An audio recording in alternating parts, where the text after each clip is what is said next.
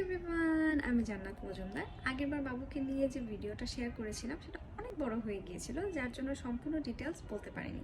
তাই এবার আরেকটা ভিডিও করা। আসলে আমাদের জার্নিটা এত বড় যে একটা ভিডিওতে বলে শেষ করা যাবে না, তাই কিছু কিছু ব্যাপার যেটা আপনাদের সাথে শেয়ার করব সেজন্য ভিডিওটা করা। ভিডিও শুরু করার আগে এই রোগটা কী সেই ব্যাপারে একটু বলে নিই। এই রোগের নাম হচ্ছে হাঁসফ্যাং ডিজিজ। এটা বেসিক্যালি টয়লেট জনিত রোগ। এটা বাচ্চাদের মধ্যে বেশি হয়ে থাকে। টয়লেটের রাস্তায় কোনো প্রকার প্রবলেম থাকাটাই আসলে এই রোগের কারণ।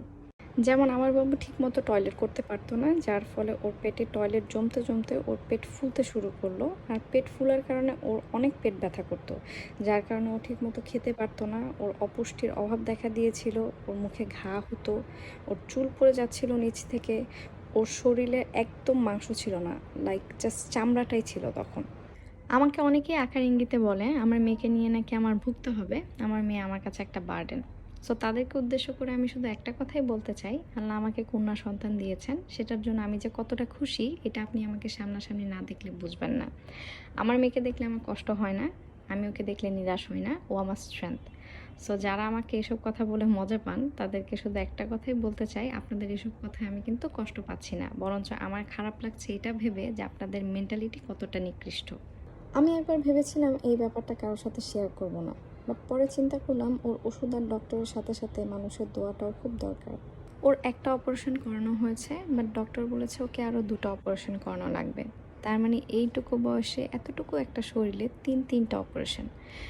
আমার আপনাদের সবার কাছে শুধু এতটুকুই চাওয়া, আপনারা সবাই আমার মেয়েটার জন্য একটু দোয়া করবেন যাতে ও সারাটা জীবন নেক হায়াত নিয়ে আমার সাথে বেঁচে থাকতে পারে। আমার ছোট্ট পরীটা পুরোপুরি সুস্থ হয়নি, কিন্তু ওর মানসিক শক্তিটা মাশাআল্লাহ অনেক বেশি। ওর কিছু ছোট ছোট মোমেন্টস আপনাদের সাথে শেয়ার করি।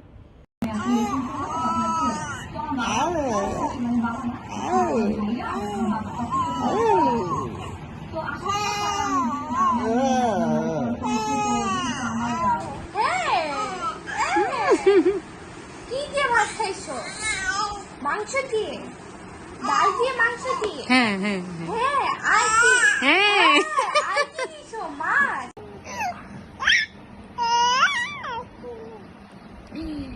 আম্মু খায় পেব তোমাকে, এই যে